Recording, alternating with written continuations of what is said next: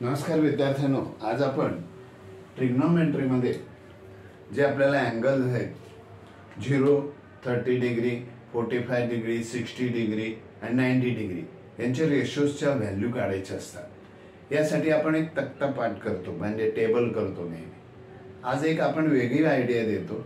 केवळ डावा हात आपण आपल्या डोळ्यासमोर ठेवायचा आणि प्रत्येक ह्या बोटावर करंगळीवर इथे 0 लिहायचं, इथे 30 डिग्री, इथे 45, इथे 60 डिग्री आणि 90 डिग्री।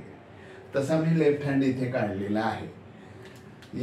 यावरून आपण सगळ्यांच्या किमती सहज काढू शकतो। याचा उपयोग तुम्हाला 8वी, 9वी, 10वी, 11वी, 12वी इंजिनिअरिंग स्पर्धा परीक्षेत साइन कॉसच्या किमती काढाव्या लागतात।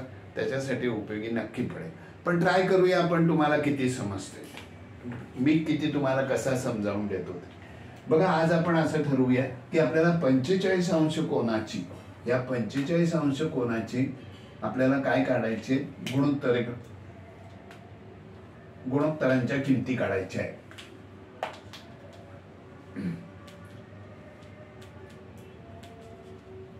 हे बघा, याच्यावर एक अशी लाईन ओढा, परफेक्ट लाईन ओढा। घाबरू नका, तुम्ही तसे घाबरताय पण लाईन ओढायला हरकत नाही। अशा प्रकारे इकडे ही झाली त्याची RHS साइड आणि ही झाली त्याची लेफ्ट हँड साइड, डावी बाजू। यामध्ये आपल्याला साइनचा फॉर्म्युला माहिती काय दिलाय बघा, साइन बरोबर वर्गमूळ root of number of fingers of right hand side divided by 4। Cos theta म्हणजे काय, root of number of fingers of LHS upon 4।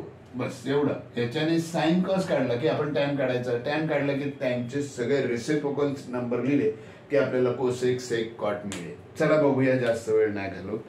ठीक आहे, आपल्याला 45।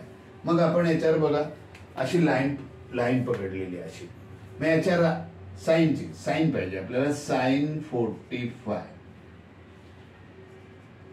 फॉर्म्युला है root of number of fingers 1, 2, number of fingers of RHS म्हणजे 2 upon 4। याला काय करूया, 2 1 जा, 2 2 जा, म्हणजेच इथे येणार रूट ऑफ 1 अपॉन 2। मग 1 चा रूट 1 येणार, 2 चा रूट निघत नाही, तो तसाच राहिला। कॉसला बघूया आता, कॉस 45 काढायचे आहे आपल्याला। मग आपण बघा लेफ्ट हँड साइडचे फिंगर मोजायचे, 1 2, मग root of number of fingers of LHS 2 divided by 4। पुन्हा 2 1 जा 2, इथे 1 अपॉन 2 आलं, मग याचा रूट निघाला 1 आणि याचा रूट निघाला 2।